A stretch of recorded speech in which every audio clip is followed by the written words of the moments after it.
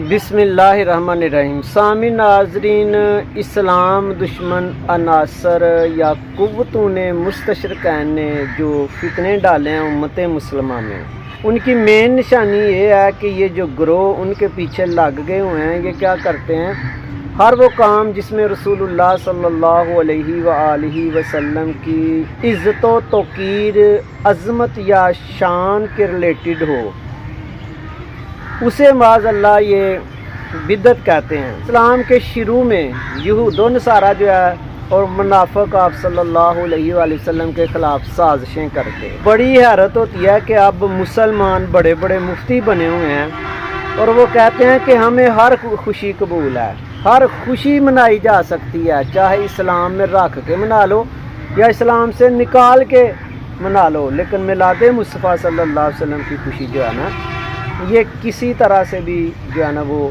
جائز نہیں ہے۔ کوئی اجتماعی مسئلہ نہیں رہا۔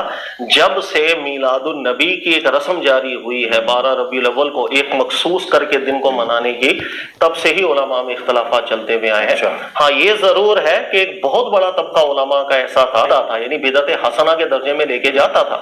جیسے ابن حجر عسقلانی رحمۃ اللہ علیہ کو آپ پڑھیں، محدث ابن جوزی کو آپ پڑھیں، اس کے علاوہ ابو شامہ کو اگر آپ پڑھیں، امام نووی کے جو استاد تھے انہوں نے بھی، ابن حجر مکی جو ہیں ان کو بھی آپ پڑھیں۔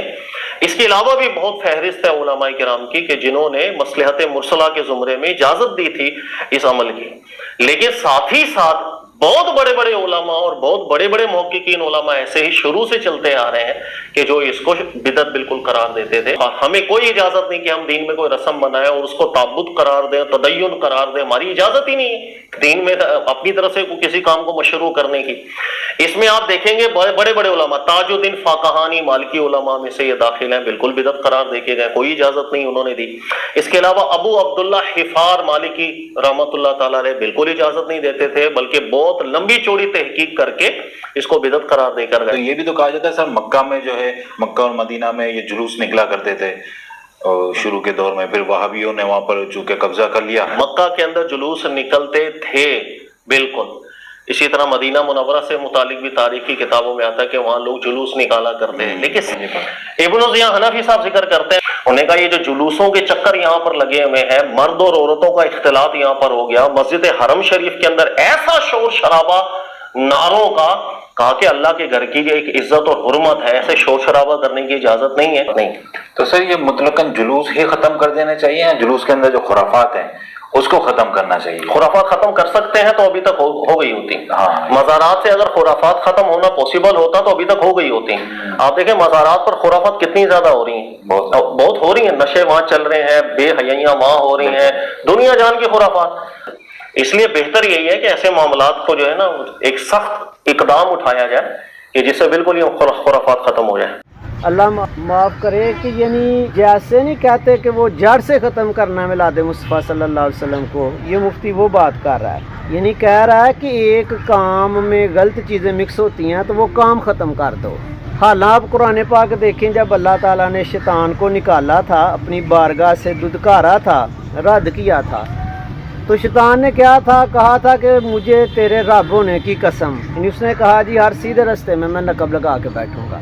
میلاد مصطفیٰ صلی اللہ علیہ وآلہ وسلم جنت میں جانے والا راستہ ہے، بالکل سیدھا۔ یہی وجہ ہے کہ دیکھیں کہ اس میں خرافات مکس ہیں، یعنی اگر کوئی گانے باجے استعمال کرتا ہے میلاد کے جلوس میں تو وہ غلط ہے۔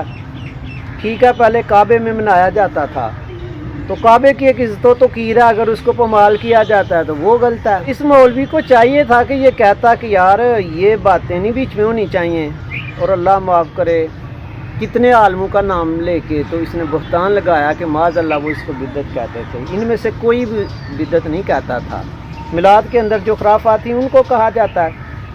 اب مزارات پہ آپ جاتے ہو تو یہ رستہ سیدھا ہے۔ رسول اللہ صلی اللہ علیہ وسلم جب شہداء کے مزارات پہ گئے تو ادھر سے جا کے کہا، اپنی مدد کے متعلق بتایا کہ میں ادھر مدد کروں گا آپ کی جہاں کوئی بھی نہیں کر سکتا، یعنی یہ نہیں کہا کہ قبروں پہ جانا شرک ہے، فرمایا میں آگے آپ کے لیے میرے سامان بنوں گا۔ میں کہتا ہوں کہ اللہ معاف کرے، یعنی سوال کرتے ہیں جی کیا صحابہ نے میلاد منایا، اور یقین کریں شروع سے میلاد منایا جاتا رہا ہے۔ جب سے میلاد منایا جاتا رہا ہے، مجھے بتاؤ کہ تب کی کسی کتاب میں دکھا دیں کہ کسی نے لکھا ہو کہ صحابہ نے میلاد نہیں منایا یا اس کا کوئی ریفرنس ہو، ہے ہی کوئی نہیں۔ اقبال نے صحیح کہا تھا کہ یہ فاقہ کش جو موت سے ڈرتا نہیں ذرا، روح محمد اس کے بدن سے نکال دو۔ یہود و نصارہ یہی چاہتے ہیں کہ ایک تو صالحین نیک لوگوں کے پاس کوئی نہ جائے، اور دوسرا کیا ہے، حضور صلی اللہ علیہ وسلم کی اطاعت تو ہو۔ یہ لوگ داڑیاں رکھیں، نمازیں تو پڑھیں، لیکن ان میں حضور صلی اللہ علیہ وسلم کے لیے محبت یا جذبہ ایمان نہ ہو، یہ اپنی جان نہ دے سکیں۔ اور معاذ اللہ آپ دیکھو یہ مولوی کہہ رہا جی وہ میلاد پہ اجماع نہیں ہے۔ کس کام پہ تو تیرے پہ اجماع ہے مجھے بتاؤ؟ اجماع دیکھنا ہے تو آپ دیکھو جو جس جماعت کو آپ صلی اللہ علیہ وسلم نے فرمایا کہ وہ قیامت تک حق پہ رہے گی، اس کے علماء میں دیکھو اجماع اسی کا دیکھا جائے گا، اسی جماعت کا جس سے آپ صلی اللہ علیہ وسلم نے فرمایا قیامت تک وہ حق پہ رہیں گے۔ اور ان کی نشانی کیا بتائی کہ وہ جہاد پہ قائم رہیں گے، یعنی آپ صلی اللہ علیہ وسلم کی عزت و نفوذ پہ وہ گردنیں کٹائیں گے۔ اب ان کو دیکھ لو، کہتے ہیں جو مرضی کہتے جاؤ معاذ اللہ صلی اللہ علیہ وسلم کو، تو توبہ کرتے جاؤ کہتے جاؤ۔ ان کی کوئی ماں باپ ایک کرے تو کہیں گے نہیں جی اس کو نہیں معافی ملنی چاہیے، اس کی توبہ بھی نہیں قبول ہونی چاہیے۔ وہ وقت بھی آیا کہ دیوانہ نبی کے لیے ہر ایک ہاتھ میں پتھر دکھائی دیتا ہے۔ یہود و نصارہ کو اب لڑنے کی ضرورت نہیں، یہ لوگ دیکھیں کیسے مسلمانوں سے لڑیں۔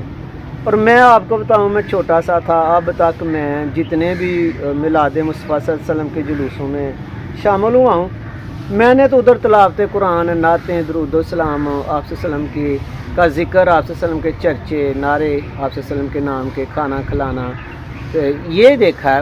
مجھے نہیں یہ مولوی جن بدعتوں کا ذکر کر رہا، خرافات کا، وہ کبھی ملی۔